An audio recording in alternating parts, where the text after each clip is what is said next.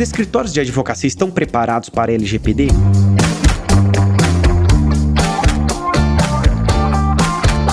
Este é o Juridicast, o seu podcast de marketing jurídico, e eu sou Leandro Ramos. As sanções da LGPD já entraram em vigor, mas quão preparadas estão as empresas brasileiras para essa lei? E mais, o quanto que os escritórios estão preparados para a LGPD? Para debater esse assunto aqui comigo, tem aqui comigo o Marcelo Crespo, que é sócio do PEC Advogados e um grande especialista em direito digital. Marcelo, seja muito bem-vindo ao Juridicast. Olá, Leandro, muito obrigado pelo convite, um prazer estar aqui com você nesse episódio. O prazer é meu. E, Marcelo, para a gente entrar no tema, né? As sanções da LGPD já entraram em vigor agora em agosto de 2021, né? Depois de 3 anos da lei ser aprovada. Com todo esse tempo de adequação, a gente pode dizer que as empresas brasileiras estão preparadas para lidar com a LGPD? Olha, Leandro, falar assim em termos gerais é muito difícil, porque a gente percebe que muitas empresas ainda estão em processo de adequação. Ok. Então, é muito difícil ter um número fechado, assim, para bater e falar assim, olha, tá todo mundo pronto. Mas, se eu pudesse arriscar, eu diria que a maioria ainda não está preparada. Por quê? É uma lei de 2018. De 2018 para cá, muita gente começou a fazer adequação, mas a adequação, ela leva tempo. Você tem toda uma primeira fase que você precisa entender o negócio, fazer o mapeamento, entender quais são os fluxos de vida dos dados pessoais, para depois desenhar um plano de ação direcionado para o negócio. Esse plano de ação, uma vez desenhado, precisa ser implementado. Então, embora muitos tenham feito projetos, os projetos em geral vão levar aí, vamos colocar assim na média, 1 ano para eles serem implementados, né? Então, eu diria que eu acredito que muitos ainda não estão preparados. Mesmo empresas grandes ainda estão correndo atrás. E aí tem todo um caminho também, né, para pequenos e médios, porque para pequenos e médios negócios, a prioridade muda um pouco. São empresas que muitas vezes ainda não têm a governança corporativa estabelecida. Então, começar com a governança pensando na LGPD também custa tempo, custa dinheiro, custa recursos humanos, e eu acredito que pequenas e médias ainda estão uns passos atrás. Nesse sentido, é correto pensar que as pequenas e médias empresas, elas têm um trabalho anterior à LGPD para ser feito, correto? Então, acredito que sim, acho que a gente pode dizer que sim, porque, na verdade, esse trabalho anterior, ele representa uma organização corporativa. As grandes empresas, quando a gente pensa em empresas de porte, normalmente, nem sempre, mas normalmente,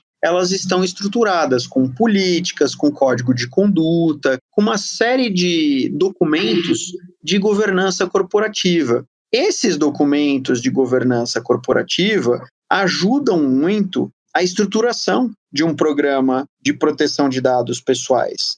Essa organização, a gente chama de governança corporativa, né? Ela é fundamental. Se a empresa é pequena ou média, a chance dela ter essa governança ela é menor. Não é que pequenas e médias não tenham, mas em regra não tem.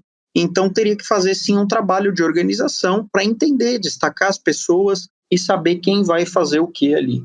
E Marcelo, podemos pensar que a adequação de uma empresa à LGPD não é uma linha de chegada e sim um processo contínuo? Com toda certeza. Essa é uma afirmação que eu diria que está muito correta, ela é muito verdadeira. Por quê? Porque não existe adequação à LGPD baseado em um checklist. Os checklists eles até podem existir para ajudar em algum momento da implementação. Correto. Mas o tema proteção de dados, ele não se esgota, ele é cíclico, ele depende de rotinas e renovações. Ele precisa ser um tema trabalhado de forma cultural dentro das empresas. Então, eu costumo comparar com os assuntos, por exemplo, anticorrupção. Não adianta você ter uma política anticorrupção e falar, pronto, está tudo resolvido. Não, não está. Você precisa constantemente dar treinamento para os seus colaboradores, entender o que tem acontecido, ver novidades, acompanhar o mercado, acompanhar o setor público, porque ter uma política não vai impedir de alguém fazer uma coisa errada. Então, é uma rotina, é uma coisa cíclica, ela não tem fim. O que pode ter fim é um projeto. Você contrata uma consultoria, a consultoria vai até você, ela normalmente tem um começo, meio e fim da atividade dela, mas quando ela sai, fica a obrigação e o compromisso da empresa, da instituição, continuar cuidando do tema proteção de dados. Então, é sim uma jornada, você tem razão. Marcelo, baseado no que você respondeu, como construir uma mentalidade de proteção de dados nas empresas, né? Visto que a gente tem visto muitos ataques cibernéticos, né, em grandes organizações, como aconteceu recentemente na Renner, na JBS, no Fleury. Bom, essa é uma das coisas mais difíceis que a gente pode pensar em fazer. Não existe uma receita pronta, não existe o que a gente fala e chama de receita de bolo. É uma questão cultural. Então, a gente passa por questões desde a empresa entender que ela precisa investir em tecnologia, em ferramentas, em equipamentos, em pessoas, trabalhar internamente para aculturar as pessoas. Não adianta só, portanto, comprar equipamentos, né? Porque senão eu compro um ótimo computador e um ótimo firewall e está resolvido. Não está resolvido.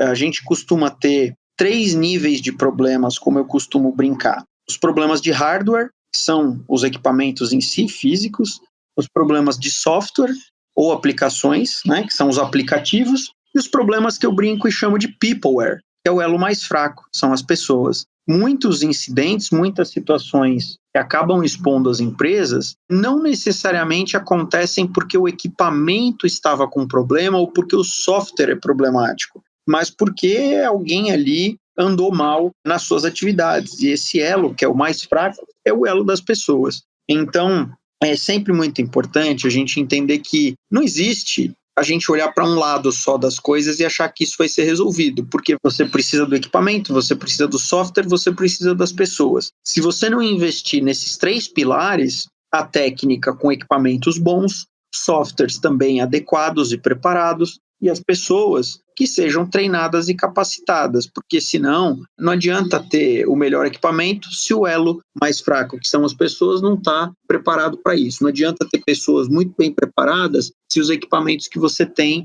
não são adequados para proteger. Então, essa é a dificuldade, fazer esse equilíbrio, porque tudo isso custa caro, né? Tudo isso custa dinheiro, custa tempo, custa preparo. O desafio das empresas é conseguir justamente equilibrar esses 3 pratos, não deixar nenhum deles cair, para continuar conseguindo evoluir na proteção de dados pessoais. Interessante, Marcelo, porque equilibrar esses 3 pratos, né, tem uma consequência. Eu vi um estudo recente, né, da ISH Tecnologia, publicado no Estadão, né, que diz que empresas brasileiras sofrem cerca de 13 mil ataques hackers por mês. É muita coisa, né? E aí a pergunta que eu tenho é, como que a gente treina, né, as pessoas para se tornar mais consciente, né? Tem alguns pilares de treinamento para se conduzir isso? Olha, é assim, cada corporação tem práticas que são mais, digamos assim, peculiares ao seu modelo de negócio ou à sua estrutura, não é? Ok. Então, o que a gente precisa pensar é que o aculturamento e o treinamento,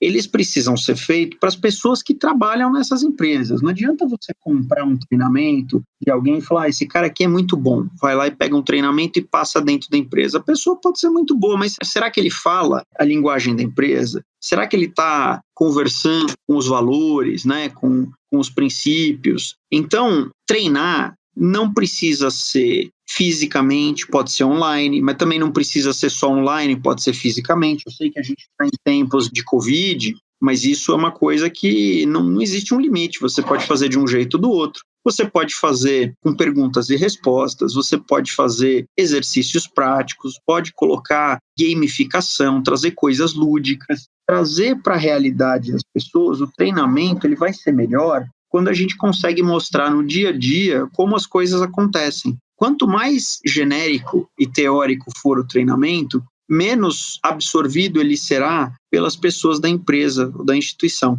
Todas as vezes que eu conseguir mostrar o porquê que você, durante uma atividade sua do dia a dia, precisa ter um comportamento, isso fica claro para as pessoas e elas colaboram mais, ela entende que aquilo ali faz sentido no dia a dia. Então, treinamentos em si são um ponto importantíssimo e que eles muitas vezes acabam ficando meio de lado, achando que assim, contrata ali uma plataforma que tem vídeo para treinar as pessoas. Legal, às vezes a plataforma é boa, tem vídeos, tem variedade, mas será que passar vídeo para as pessoas é o que vai fazer elas entenderem a importância dos assuntos? Então, isso não existe sem você ter um apoio da alta administração. É o que a gente chama de tone from the top, quer dizer, a alta administração dando o exemplo, mostrando o caminho a ser seguido. Senão eu treino, mas o diretor da empresa faz diferente, o presidente da empresa faz diferente. Então não adianta eu treinar, porque as pessoas vão olhar para o presidente, vão olhar para os diretores e falar assim, mas o que adianta eu receber essa informação se na hora de fazer as pessoas fazem diferente? Então quando a gente fala em treinamento, na verdade,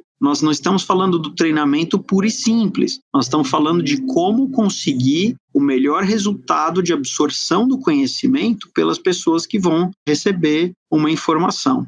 E isso não é fácil, mas existem sempre vários fornecedores de produtos, serviços, treinamentos, então é importante que as empresas estejam preparadas até para usar fornecedores diferentes, dar uma misturada e não sempre ter o mesmo padrão, porque isso acaba acostumando as pessoas, né? Normalmente existem alguns estudos e pesquisas, eu não vou me lembrar de nenhum de cabeça para falar o nome, mas existem estudos e pesquisas que falam que tem pessoa que aprende mais ouvindo, tem pessoa que aprende mais repetindo, pessoa que aprende mais escrevendo, pessoa que aprende mais resolvendo problemas. Então, quanto mais as pessoas puderem estar envolvidas com os temas durante o ano e não em um momento específico, esses treinamentos tendem a ser mais efetivos. E Marcelo, nesse contexto que você trouxe, né, de treinar as pessoas, eu tô pensando aqui, como é que a pandemia impactou, né, não só a questão de treinar equipes com relação à segurança, mas também o quanto que o home office eventualmente aumentou a vulnerabilidade das empresas? É difícil falar em números, mas sim, aumenta, ou tende a aumentar, na medida em que as pessoas, a partir das suas casas, talvez não tivessem práticas que dissessem ou que tivessem uma coerência com a segurança da informação proposta pela empresa no ambiente corporativo. Então, em casa tem o desafio de que existem outras pessoas no ambiente, né? E com outras pessoas, um assunto que é sigiloso ou confidencial pode acabar sendo ouvida por outras pessoas ali na residência, pode ser o marido, pode ser a esposa, pode ser um namorado, uma namorada, um noivo, uma noiva, pode ser os filhos, pode ser um empregado, pode ser alguém que está fazendo a manutenção, mas determinados assuntos eles são bastante delicados e não podem ser compartilhados. Da mesma forma, você pode ter uma pessoa utilizando um recurso computacional ali próprio, em vez de um recurso da empresa. E aí o recurso próprio, será que ele está atualizado? Será que ele tem antivírus? Será que ele tem o firewall? Está usando uma senha segura? Outras aplicações que podem existir ali na máquina são aplicações que podem, de alguma forma, trazer um problema para o usuário, né? São aplicações que trazem risco. Então, é claro que todo esse contexto de home office ele pode piorar. Embora, certamente, existam aí muitas pessoas que têm o devido cuidado, a devida diligência de utilizar equipamentos adequados. A grande questão é, home office é um desafio para as empresas, porque ela precisa justamente pensar em tudo isso que eu mencionei e como tratar desses temas junto a seus colaboradores, né? Então ela vai fornecer o equipamento para o colaborador para trabalhar de casa, porque se sim, fica um pouco mais fácil de você ter esse controle. Se o colaborador vai trabalhar com equipamento próprio, o controle já é mais difícil. Então, o home office não pode ser entendido pelas empresas como uma liberdade também no sentido de uso do recurso tecnológico, porque você precisa ter premissas e padrões estabelecidos com softwares e equipamentos homologados pelo departamento de TI de uma empresa. Senão corre o risco mesmo de você acabar causando um incidente de violação de dados pessoais